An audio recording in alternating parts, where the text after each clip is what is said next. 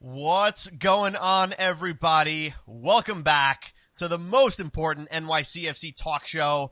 You guys are hanging with the dudes in blue. It's episode 101. We made it past 100. Now we're on 101. So happy you guys could join us. Thank you so much, that is, for stopping by. I cannot speak, apparently. I'm exhausted.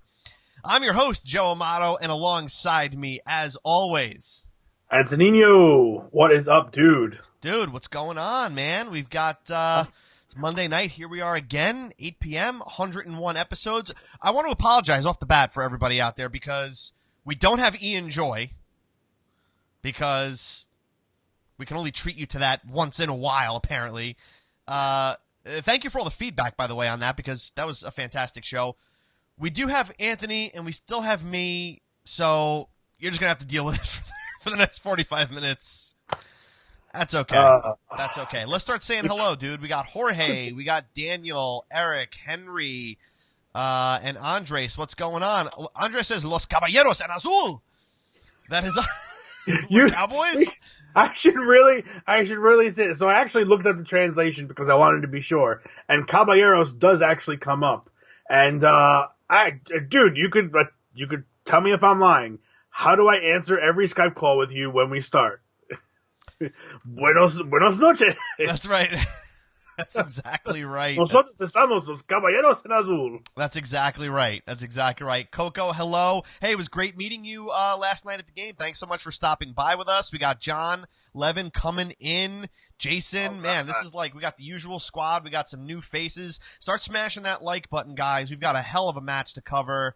We've got a lot of things to go over, dude. We've got David Villa's 400 to talk about. This great match that NYCFC played last night against FC Dallas, putting their undefeated streak to rest and going off of one of the comments that just came through from Jorge. If we are not undefeated, no one can be. And that is just thinking that. That's 100% true. So, dude, you know, this was a great game. Let's off the field, bitter cold. Yeah. On the field, absolute fire. Not the Chicago Fire, but fire. No. Just an incredible dude. They showed up. You want to talk about a bounce back? We have to remember what happened in Portland last weekend. The abysmal display from New York City FC to come back and put FC Dallas's undefeated streak to rest is just amazing in a bounce back. Yankee Stadium's a dangerous place for people to come and play, dude.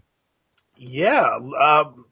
For as much as people give it crap, I mean, it's what we have to work with, and this team really needed to work on, the home field advantage. For the first season, we really didn't have that. We were much better on the road through the first 2 or 3 seasons. Now at this point, it's become where people don't want to come and play here. So it was needed. It's necessary. You have to be able to play well on your home field. But again, like you said, absolute fire, just ridiculous. I mean, it's such a great character win for this squad. Coming off that Portland game, it's so easy to get derailed from what you're doing, from the momentum you've made. It's easy to create that negative momentum. It's a lot harder to wipe it clean and then start fresh and keep going. And I mean, this team was playing as dangerous a game as we've ever seen them play. Just really unbelievable. I had a blast. With the exception of a couple of small hiccups, defensive hiccups and midfield hiccups, things like that, dude, this was a very, very clean game for NYC. They were putting away chances. They were creating chances, forcing saves. Just dangerous is the word to describe them. If we thought we were dangerous without David Villa in the lineup, look at David Villa at full strength, what that man can do when he's on the field surrounded by the talent that he's now surrounded by. We're obviously going to talk about him for sure. Yeah, I mean, it's just you look at it this way. This is that integration we were talking about. We were all curious to see how David Villa at full strength was going to affect the rest of the squad. Is it going to be a positive or is it going to be a negative? Is he going to fit the style of play the team was playing prior to him being out? Or was the team going to, in turn, go back to its old ways of, let's find Villa, even though he's, just because talent-wise he may be the best option, doesn't mean positionally at a certain point in time he is the best option. So I think you saw exactly what can happen when David Villa and the team are playing completely in sync. I mean, it was absolutely ridiculous. He was selfish when he had to be. His shots were all solid. He didn't have any of those stupid chances where he's just taking random shots because, what the hell's going on. He had some great shots, great passes. I mean, listen, that game could have easily been 4 or 5-1. Yep, very, very easily. Dude, we're going to get into the lineup here. Yeah, let's do it. And why is my door opening? Look who it is, everybody. This is the little dude. Say hi to Facebook Live. Guys, this is my son. This is my son. Come here, buddy. And my wife, Kara. This is Joseph. And let's get him over here. This is Joseph. Today is his 2nd birthday.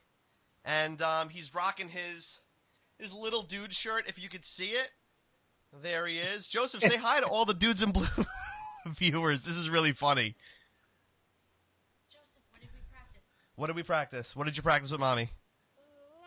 No? Tell Anthony. No. Say hi to Anthony. Hey, Anthony. little Joe, what's up, buddy? Yeah. Okay, Joseph. They want to. Everybody's saying happy birthday to you. Thank you guys for the happy birthday comments to little Joe here. Joseph, can we do like one for the show and totally make this like a killer? David. Yeah, he did it. Good boy. Good boy. Can you say hi, everybody? I promise, guys, we're going to get back to the match, but this is like just too cute because it's his birthday today. And it's way past his bedtime. But yeah, what's up, dude? He's got nothing to say. And Speechless. The game left him speechless. He what? The game left him speechless. It must have. Joseph, one more. How about Tommy? Tommy Mack. All right. Maybe we'll talk a little bit about Tommy Mack. And let's do one more. Do you know Alex? Alex Ring. He's learning his players, guys. Thank you so much for the happy birthday wishes. Say hi to my wife, Kara. You've seen her in the comments before. This is totally unorthodox, dudes in blue. Yeah, okay. Guys, one more thing. Smash the like button for my son. I'm totally going to milk him for likes right now. So please do that. It's this little guy's bedtime. We're going to get back to the show. We really appreciate you guys hanging with us and wishing this little man a happy 2nd birthday. You're going to say goodnight, everybody. Can you blow kisses to everybody that's watching right now? No? Come on. Can you blow a kiss to Anthony, please? No? Okay. All right. Say goodnight. Come on. Say goodnight. All right. You're going to go with Mama. Daddy's going to do a show. Yeah, by the way, guys, this happens in the spare bedroom in the office. And if he starts bugging out, yeah, it's going to happen. Thank you so much. Happy birthday, buddy. I'll see you later. Guys. So, all right. All right. Well, that was awesome. Thank you guys for all the... That went well. That went surprisingly well. I was thinking total silence. Yeah, I thought he was gonna. Well, not only that, I thought he was gonna like freak out when she took him away. But that's really good. I hope this plays out well in the audio, guys. I'm sorry for that little 2-minute delay there. Thank you guys for all the little birthday wishes for Joseph. It's a special day for him for sure, and for us. So, dude, let's get back to the game after all that. Sorry for that little tangent, guys. Let's start with Sean Johnson, dude, because Sean Johnson, despite, the goal scorers that we have, Sean Johnson has to get a lot of credit for the result that we got last night, because when you look at the score sheet, 6 saves on the night. That's a big night for him. 5 of them inside the box. Dangerous. Yeah, and he came up real big on one in the first half. I mean, he just charged for the ball, came out, and again, making himself look much, much bigger than he actually is. Just cutting down the angles. He is on a different level this season. It's absolutely ridiculous. Yep. Yeah, I mean, there's just a couple of pretty much point-blank saves, like you said, making himself big and just commanding the 18-yard box. Not just the 6, but just all over the place, man. It's Henry is saying that Johnson made up for the mistake last week 100%. This is like this is the Sean Johnson that we all know and love and that we want to see week in, week out. And I think, listen, dude, out of 7 games, give him a little bit of slack, and we did. We gave him some slack. Of course. Everybody's going to get to the slack. I mean, listen, we're I think 3 or 4 points clear of where we were at this time last year. Mm-hmm. Last year we had played all teams that end up finishing. At this point, they all finished in the bottom half of the table. Now we've done it. We've got more points, and we've played teams that are all in the top half of the table. Right. It's a big difference, and everybody deserves the credit. Everybody keeps it rolling.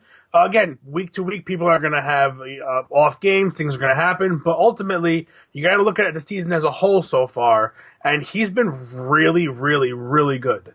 Yeah, absolutely. Just completely stepped up. Just throwing up some of the comments here. Andre says Johnson was lining up for tackles like a linebacker.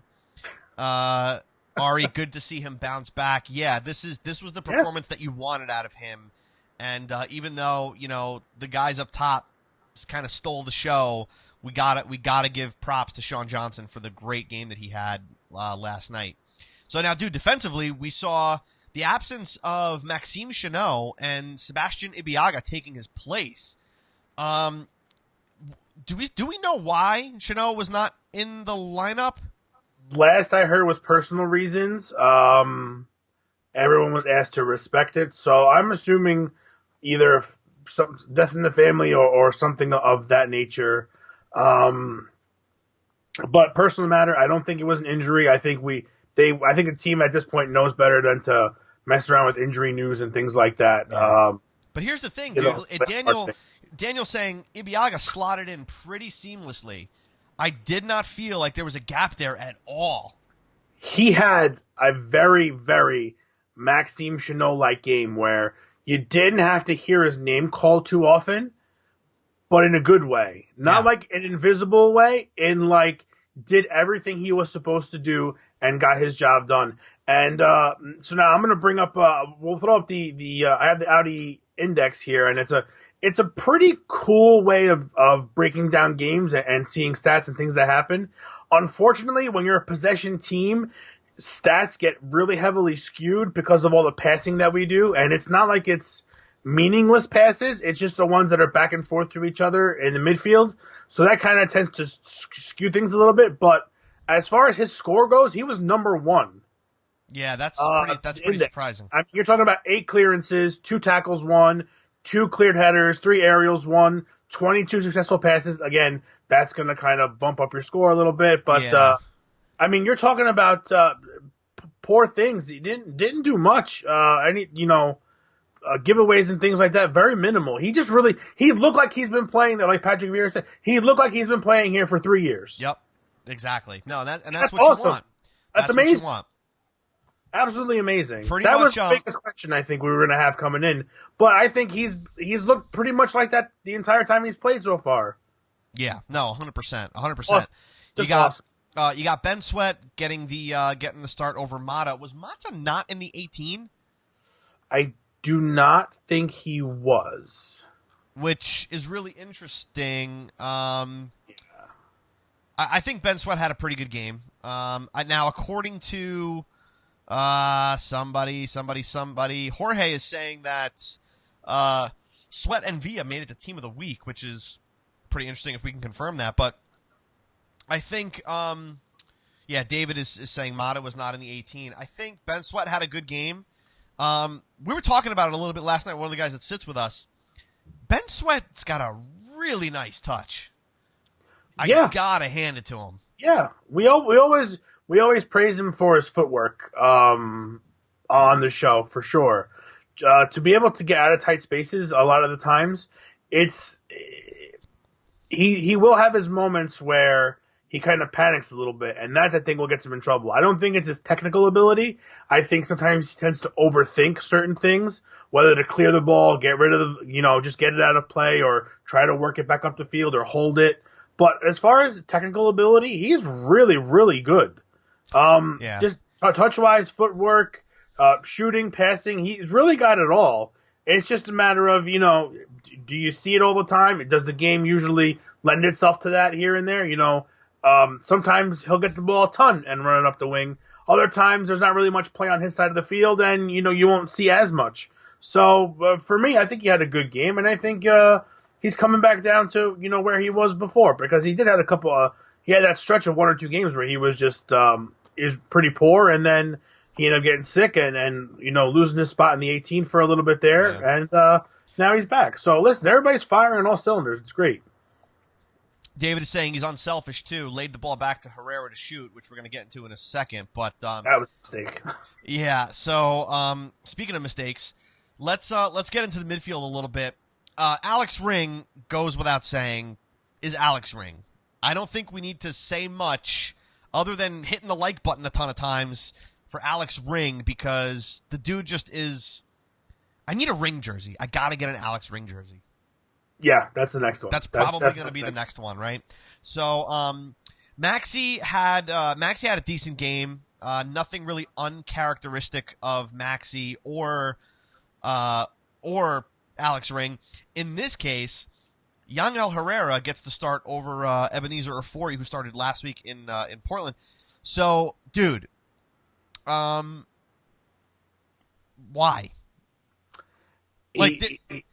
He's just not cutting it for me, and I never understood the hype that was behind him. I know he played Venezuela last year, but I just don't.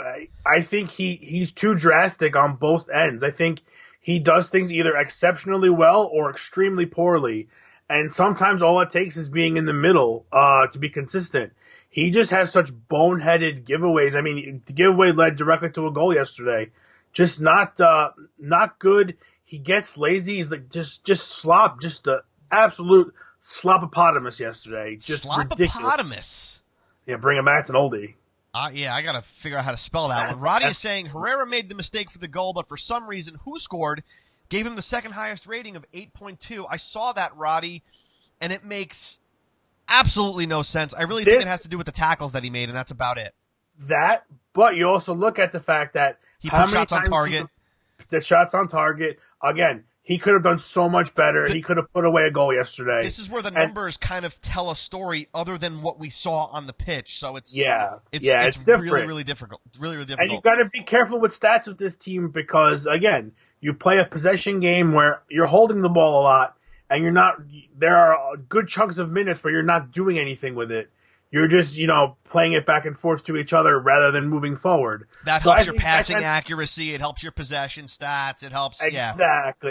But, I mean, if you look at the things he did poorly yesterday, I mean, it's just... Dude, 10 unsuccessful passes in the opposing half, 4 challenges lost, a yellow, 3 unsuccessful passes in his own half, 6 fouls committed. He was just getting lazy. And he at times does dog it. He at times does stop running and jog and get back to position. And it's a shame because he has the talent. I just think he needs to get his head on right. As soon as he passed the ball mistakenly to Max Arudi, he just kind of gave up on the play. He was like, all right, it's just like, all right, defenders, best of luck to you. Laid it off to Mascaro, who was left wide open. I cannot blame our back line for that goal. I really have a tough time because Arudi did a really good job of drawing those 2 defenders on him, leaving Mascaro wide open. It's very difficult to do that because that kind of pass is not expected to be given away that simply. Yeah, so you gotta give the credit to him on that for screwing that one up for us, kind of boneheadedly. And Ari says, Ari says Herrera was a bonehead. So there you go. Yeah, I think if there's one position that I would like to shore up in the summer, I think it's that one. For the fact that he's probably leaving next season, and I think the fact that you're going to need another player there to help out with Ring and Ofori, I think that's a spot that we really want to fill up come the summer transfer window. Yeah, no, for sure. I mean, Ofori can kind of handle it, but I think you need a little bit more of an attacking threat in that spot. Where I think you want somebody that could have scored yesterday.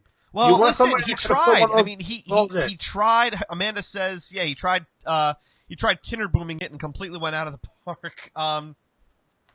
Nobody can Tinnerboom except Tinnerboom. So let's remember that. So just going back real quick, Roddy is saying that Tinnerholm had the worst rating for NYCFC on Who Scored, 6.6, but earned the penalty. Maybe Who Scored was a bit drunk during the game.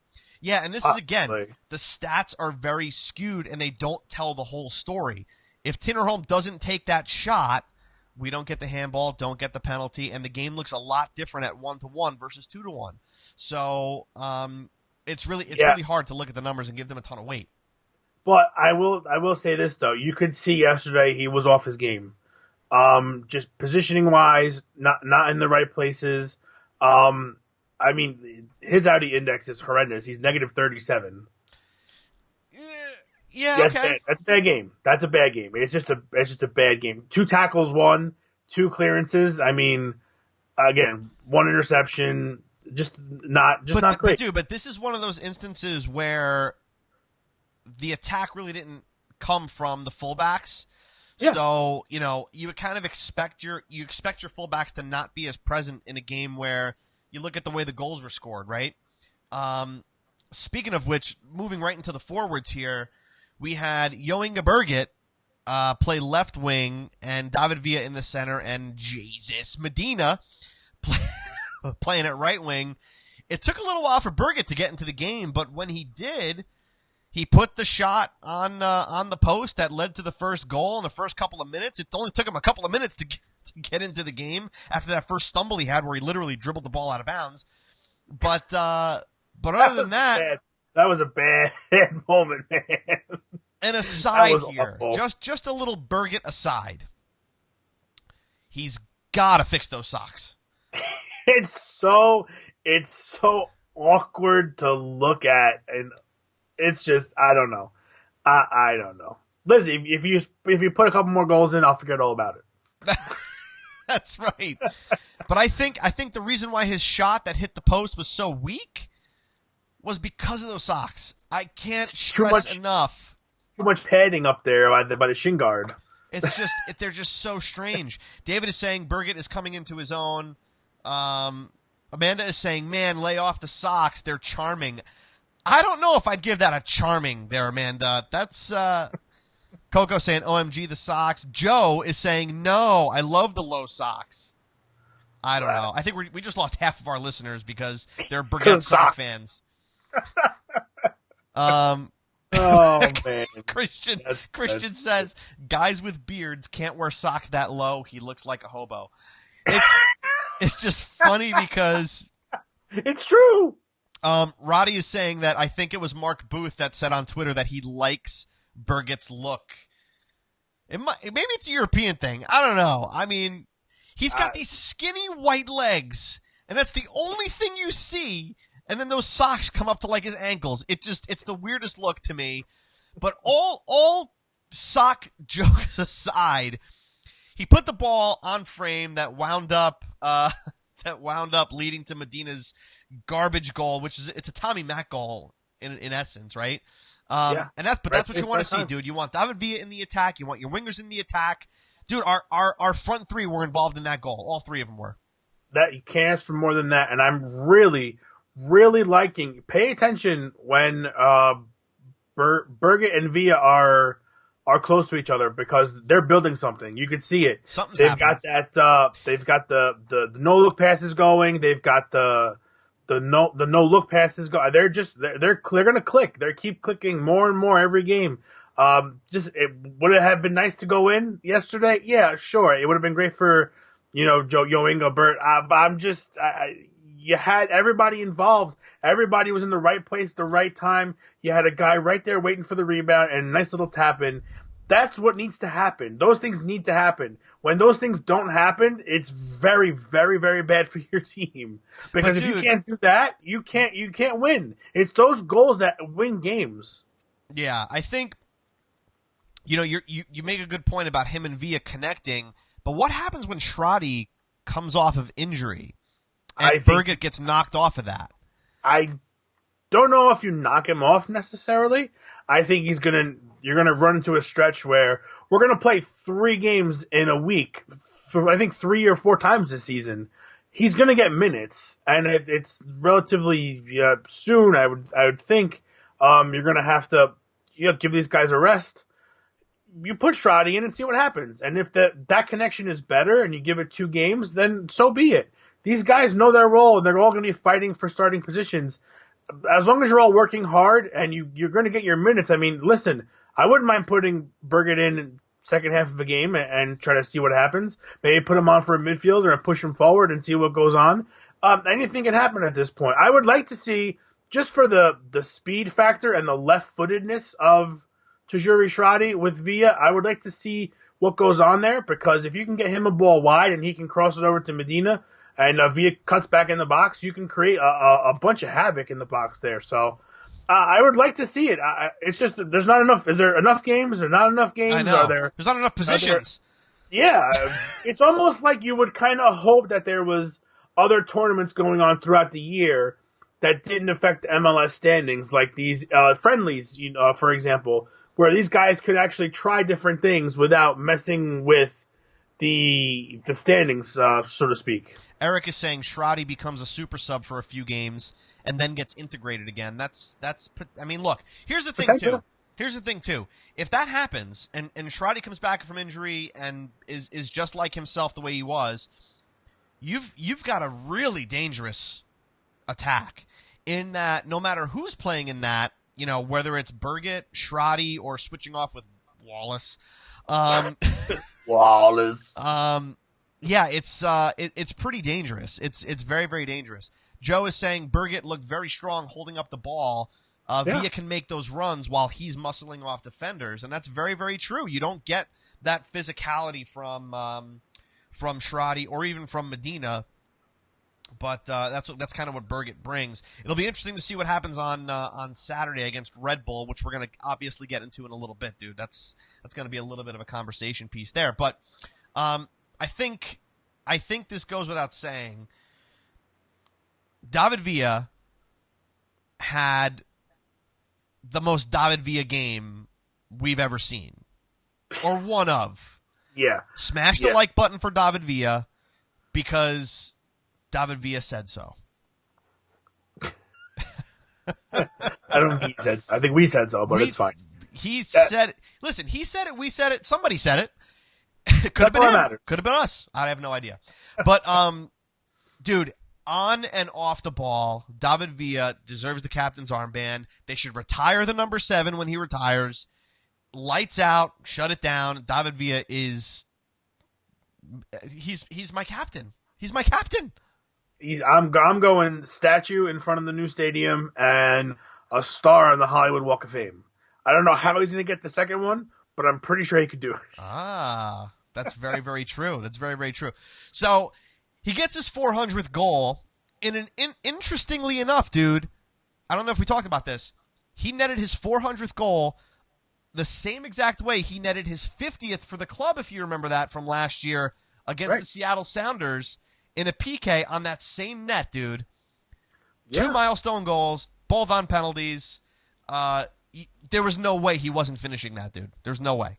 No, and he actually did a little different. He went to the right. He didn't go to the left as usual, which is good because the keeper went left. So that's right. You can't say enough good things about him. Just you've seen him grow every year a little bit more and more. Just the leadership,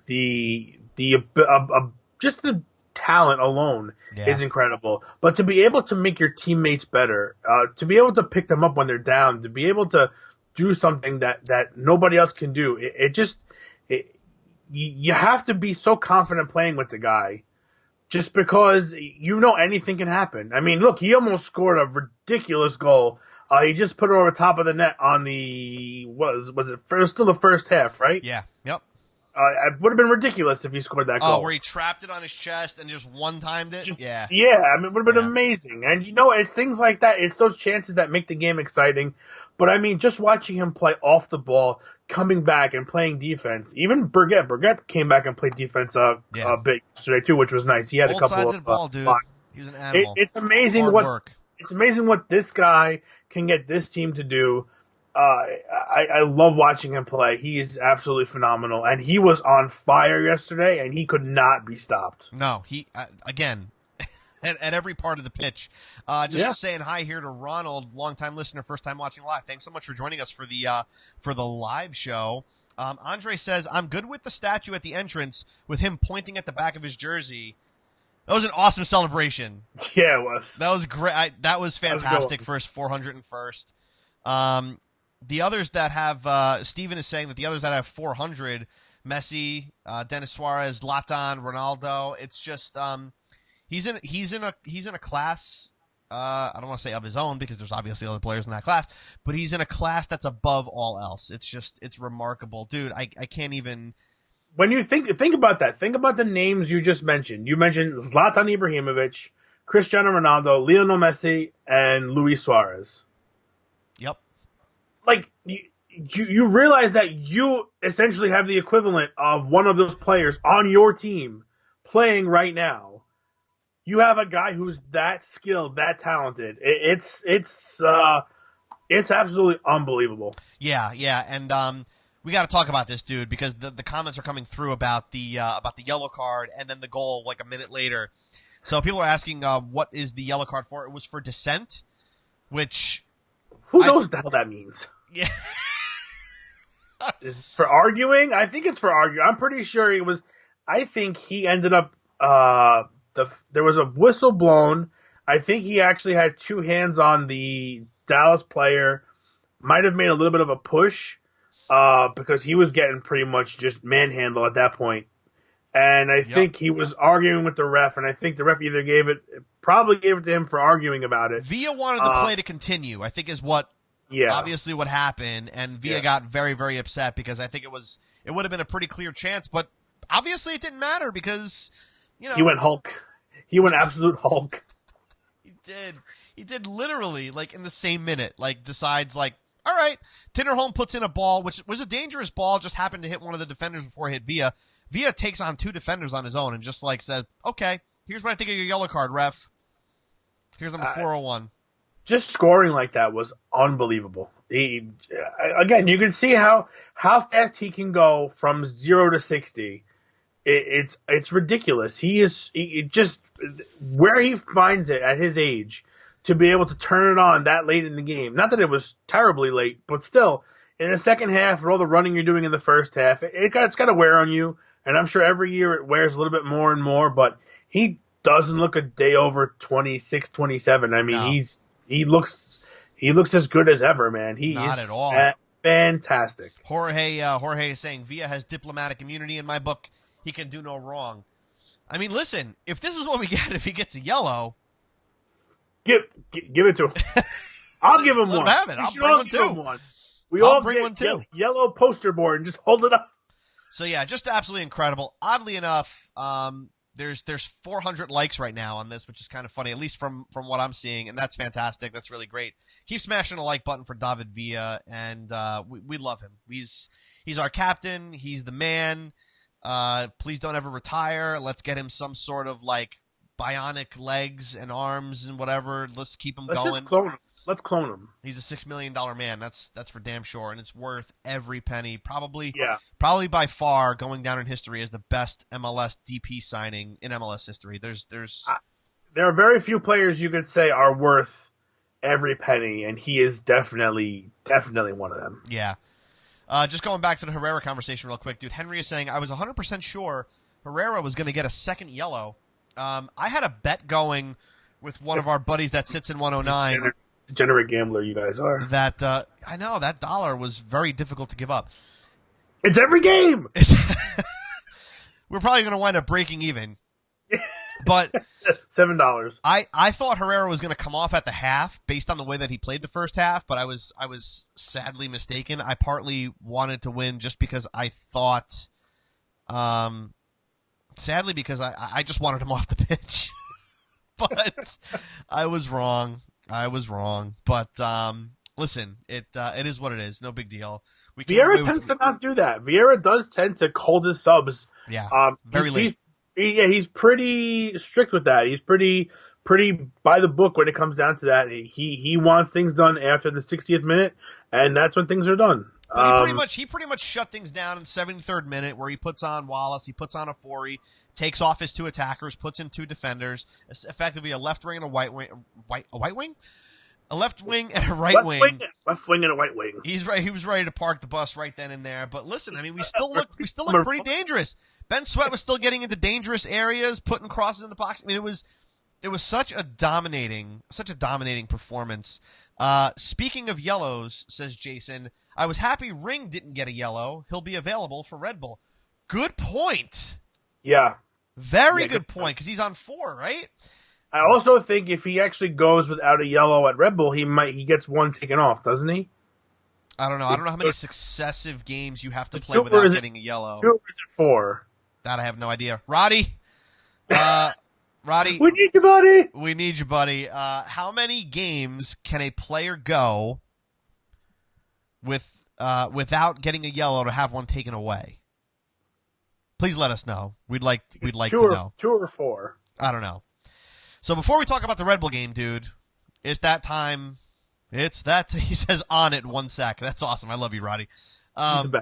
It's that time for the dude of the match. I don't know why I just sung it, but let's just give it to David Villa. Guys, who's the dude of the match? Throw the comments up, and Anthony and I will, pontificate on this for a second. Pontification. So start throwing that up, please, because I want to know what you guys think of the dude of the match. State your case, people. State your case. Henry's throwing up a vote for VAR. I'll tell you what. It's been in our favor. It has been for the most part. Not even in our favor, but I guess in our favor. But in the games where it's been used correctly. We haven't had an issue where the call should have been overturned and wasn't. The call should have been overturned and was. Even when Chanot got that red card. Unfortunately, it was right. It's not, Yes, exactly. And I don't mind that. I really don't mind that. I really do mind when it's meant to change something and that thing does not change. So far, I mean, we've benefited from it because the calls have gone our way, but it's not because we've rigged it that way. It's because that's the way the games have been going. We're going to get ones that go against our favor. That's just the way it goes, but that's what it's meant for. For sure. David, oddly enough, says... You almost called him David, didn't you? I swear, dude, I almost did. He says, his comment is, via. I think this one goes without saying. We got a couple of votes for VAR, which you guys are starting to concern me a little bit. I think David Villa, and this is Christian. Christian says El Guaje, get that sheet out. I think this one really pretty much goes without saying. Gets his 400th goal, which ends up being the game winner. Gets his 401st out of absolutely outmanning 2 men by himself. Dude, is there anything else? Do we even need to discuss? No, I think this is one of the unanimous. We don't even have to worry about it. I can see this under the just give it to him folder. Yeah, I don't. And you know what's funny? And I told Lauren this morning to put David Villa down anyway, so it's not gonna make a difference. But she said finally, like she emphatically, all caps, 3 exclamation points. Finally, she texted me. And now that you think about it, look how far into the season we are. And this is David Villa's first dude of the match. Is it his first? This is his first? Yeah. Well, there you go. So look at that. That's all that needs to be said about this season. Everyone's pulling their own weight. Everybody's full steam ahead. Everybody's doing what they're supposed to be doing. This is what a great time to be a fan of this team. Oh, it's absolutely exciting. Joe is saying it's definitely Villa, but Johnson did have a big save late. So here's what's interesting about that. He had a couple of big saves. I think what happens is, and you have to give a lot of credit to Sean Johnson, because if we're up 3-1 and Dallas scores a goal with 15 minutes left, that 15 minutes winds up being a very difficult 15 minutes for this tired defense, right? So we do have to give props to Sean Johnson, but in a match where David Villa scores his 400th goal, wins the game, puts the team on his back like he always has, this is the David Villa we've been waiting to see again. He needed a couple of starts under his belt. He needed to spend some more time playing a game with his teammates, and this is exactly what happens. Roddy Russell came back, dude. Roddy Russell came back. I got to read this long-ass comment. From the MLS official rules, good behavior incentive. A player will automatically reduce his yellow card accumulation total by 1 yellow card each time he appears in 5 consecutive matches without receiving a yellow card, red card, or supplemental discipline in such matches. I wasn't even close. Well, I was close before, but 5. I couldn't remember if it was 2, 4, 5. 5 it is. So good luck with that. He's got some time. He's got some time, and I got to tell you, dude, Red Bull's going to be tough for him. I'll tell you what. I don't honestly take one. Yeah, take one. You know, take it. Don't worry about it. We'll fill it. We'll fill in for you. Don't worry about it. Take one. Coco is asking, didn't a Portland player get the due to the match before Villa? Yes, Sebastian Blanco got it last week. And that was voted on by myself, Antonino, and Ian Joy, who made the final call there. So it just happens. Lauren says, I just officially added David Villa. Due to the match. Dude of the match against FC Dallas.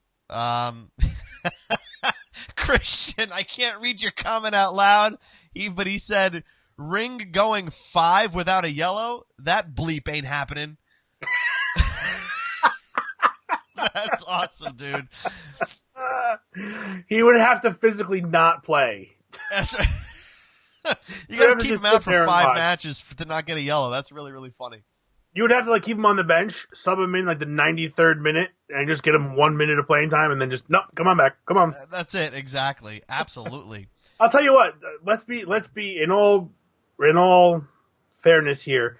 This team scoring 3 goals should be enough to win every game. The way the defense has been playing, and the fact that you've only conceded that 3-goal once. If everything goes the way it's supposed to, there's no reason why a 3 spot should not be enough to guarantee a victory. I don't see other teams scoring 4 goals against us.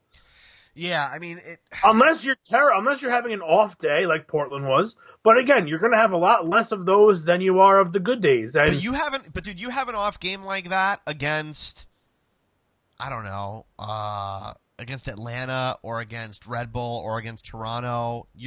It's really trouble. But to your point, how many games are they going to have like that? No, exactly. So I'm saying, you're going to have you just beat the last undefeated team. Granted, they played a few games less than we did, but 3 goals should be enough when you have the defense and the keeper that you have. If they're playing up to snuff and up to their ability, minimal mistakes, there's no reason why 3 goals shouldn't be enough for a victory. And here's the thing, too, dude. When you can sub in Rodney Wallace, Saad Abdul Salam, Matarrita, when you've got Sebastian Ibiaga on the bench, our defense, we can shut it down if we have to. It's almost like you're not, how do I say this? It's almost like you're not putting subs in. You're just putting in other starters. Right. They all play to that level, to that ability. Yeah. They all know what the starting minutes feel like. They all know what they need to bring. So it's unbelievable what this team can do. As long as they mentally, they have the clarity, they forget the bad, and they just continue to remember the good and go forward with that and put in the hard work. It's going to be great. Yeah, no, for sure. So, Christian is saying beating the Red Bulls in Red Bull Arena is a must. Let's dive into this opponent this week. Yeah, let's do it for a little bit. And before we do that, I did promise Jorge to give a shout out. They're going to be, if you guys are going to Red Bull Arena on Saturday, there's going to be a tailgate between the Third Rail New Jersey and the New York City Supporter Club. It's going to be by gate C1. If you bought a ticket through the team or through one of the supporters groups, you should be getting an email regarding the tailgate. But stop by there and say hi to those guys and tell them the dudes in blue sent you. Hope you guys have a great time. Free food, barbecue, music. Yeah. Those guys do it up. Third Rail New Jersey, really, really good group of guys. I mean, all the groups in general are good people, but from the few guys in the New Jersey chapter I know, that's good stuff. That's where you want to be. Yeah, absolutely. So this is going to be a tough one. This is going to be another Atlanta type situation. Not so much because you're going to have a really good mix of NYCFC fans there. But Joe is saying #depth. Yes, we are going to need it. So, dude, listen. I think if you put the same lineup you put out today, maybe with the exception of Maxime Chanel getting the nod over Ibiaga just for being back, that's going to be our best opportunity. Next to maybe putting Schrade over Berget for the offense, that's going to be our best chance against Red Bull. This is a young Red Bull team that is scoring goals and they're getting results. But we really need to shut them the hell up. Yeah, listen, for all the banter that goes on, winning ultimately is the loudest of the speaking points. If you win, you can say whatever you want. So for us, we know it's an empty stadium, and they only sell it out when we're there because most of us are buying tickets. I, for one, refuse to buy tickets because I don't want to give them any money. Yeah. So I just watch them to come from my own home. I mean, I'll go. Like I said, it's not like I won't go see them, but this is a tough situation when they're so close to home. I tell you what I liked. I liked Tinnerholm and Berget getting in on the banter with they're not really from New York stuff.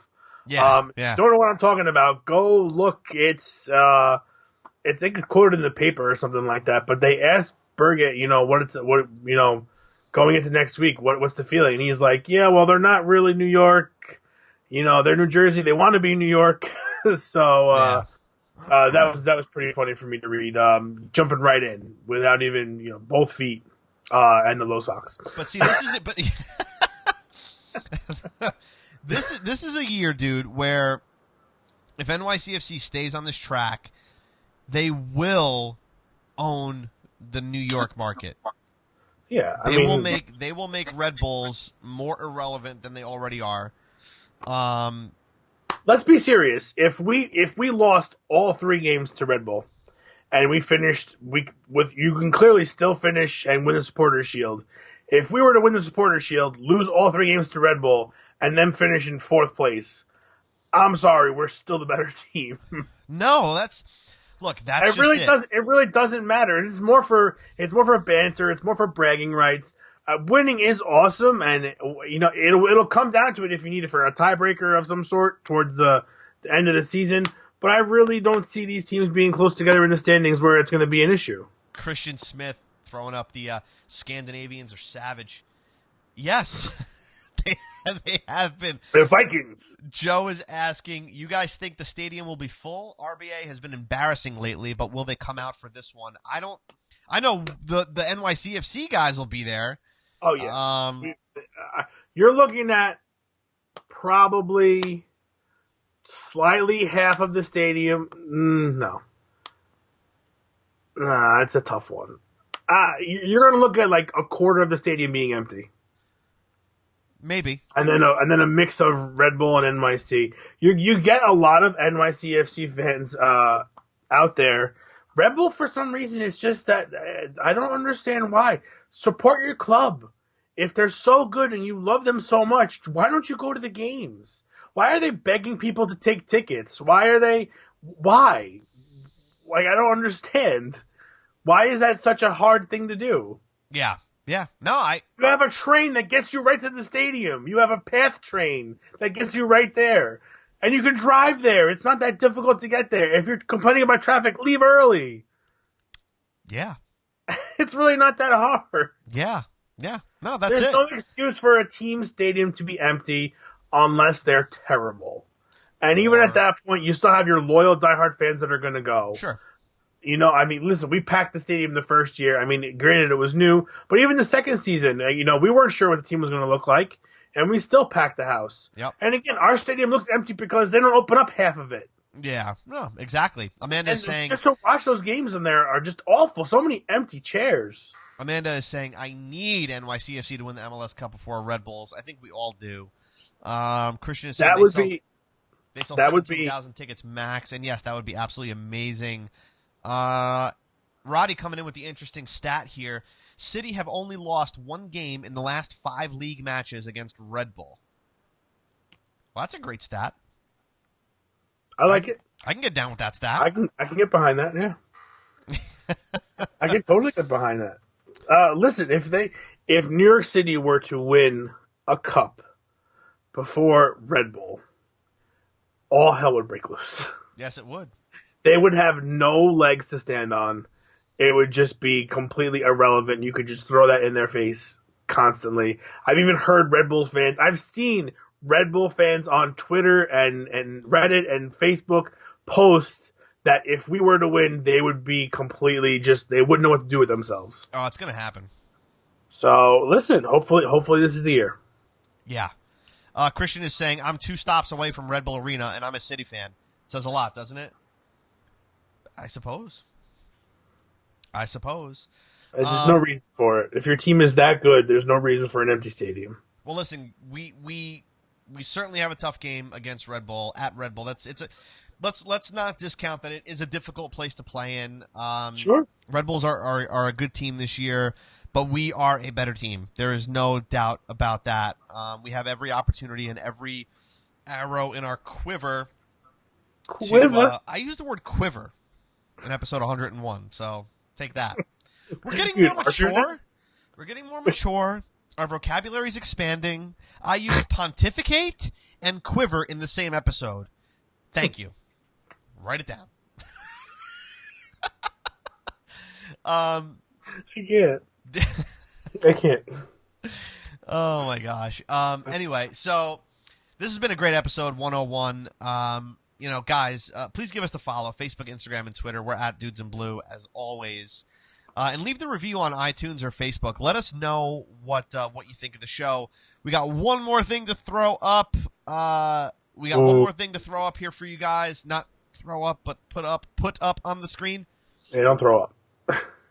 In honor of Coco Carriage throwing up the hashtag Hudson River Quiver. That's awesome. That's fantastic. That's really, really good. Guys, in honor of David Villa's 400th goal, we've got the limited edition, but not really limited edition, Mr. 400 shirt. It's on the Dudes in Blue store right now. Head over to dudesinblue.com. Check it out. It's a pretty sweet-looking tee for Mr. David, Mr. 400. There you go. Thank you. Go check that out. Designed by yours truly. That was a group effort. That was a little bit of a group effort, that one. It's a group effort. It's a little difficult when you don't have all your resources with you and you're trying to get stuff out when it's relevant. So I'm calling Joe, make me this graphic, maybe that graphic. I'm trying to make graphics. And it's just like I'm emailing things between 3 different emails trying to get it to go to the right place. And that's it. Guys, there's free shipping on orders of $45 or more. Which listen, you get 2 or 3 T-shirts, and you can Yep.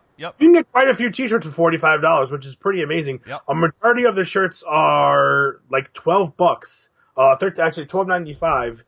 We try to keep the cost super low for you guys, because they usually do charge shipping. We don't have any control over that. But with the free shipping, I mean, you're really just paying for the merchandise. So go check it out. Let us know what shirts you like. Let us know what your favorite ones are. Give us a little bit of feedback on the storefront and let us know what you guys think. This one's cool. It's got the date on it of the 400 goal, so it's kind of like a souvenir. You can remember it, like a "Hey, I was there" type thing. I know I'm going to be ordering one as soon as we log off here. So again, check it out. Then let us know. I'm gonna have more. My wardrobe is just utterly ridiculous right now. That's really fine. Amanda says my favorite is the out of the back. Totally getting one. Yeah, and it's quite really good. That's absolutely right. It's a really good one. Make sure to check it out, guys. It's dudesinblue.com. Just click on the shop button there, and you'll be able to see all the designs. Ari is saying socks shirt next. We gotta come up with something for that. No. Here's what we're gonna do. If Berget scores on Saturday, we'll do a socks shirt. Because we don't have a concept yet or anything. Yeah, I'll need a little bit to think about it. He's already got his own shirt. He's got the Fear the Beard shirt. But if he scores on we're Saturday... changing it to Fear the Socks. Fear the... That's right. Fear the Sox. All right, we'll come up with one only if he scores because the Sox are absolutely ridiculous. I don't care. I know there's a bunch of you that like him. I don't care. It looks strange, and you know it's true. I just think of I don't know if you remember this, and somebody, if anyone has seen Mrs. Doubtfire, you'll know the scene I'm talking about. Robin Williams is dressed as Mrs. Doubtfire on the bus late night with the bus driver, and he's got his hairy knee showing, and his socks are just about the same height as Jo-Inge Berget's. And every time I see Berget, I'm just like, I go back right to that scene, and I'm just like, David's asking, make an Iron Man shirt for Collins, and he also said before that he wants me to call him David, so I'll call him David from now on. That's amazing. We actually do have an Avengers. We have an Avengers shirt for our defense. It's called they're called the Defenders. So check that one out. It's got a nice little Captain David Villa shield on it. Captain New York City shield. There you go. Well, guys, thanks so much for spending some time with us. Episode 101. It's been awesome. Leave us Ant's face he just made. The face Anthony just made needs to be on a shirt, apparently. Guys, thanks so much for spending time with us. Episode 101. We love you all. Thank you so much for leaving us the reviews on iTunes and Facebook and for being with us week in, week out. Dude, same time, Monday night, we'll be covering the Derby, and it's going to be fun. It's going to be fun. Oh, and thank you guys for hanging with us on Facebook Live and Instagram Live during halftime at the game. That was kind of fun to do that. Maybe we'll try to sneak one of those in every now and then, you know? Yeah, those are always fun. Maybe when it's a little warmer. Yeah, so I don't need a coat. It's just getting ridiculous. Well, guys, things are going to be hot at Red Bull Arena on Saturday. Make sure to spread. Make some noise. Make noise. Plenty. If you're going, make as much noise as you possibly can. Let us know you're there. That's right. Well, guys, listen, Monday night, 8 p.m. right here for episode 102. And until then, guys, stay blue.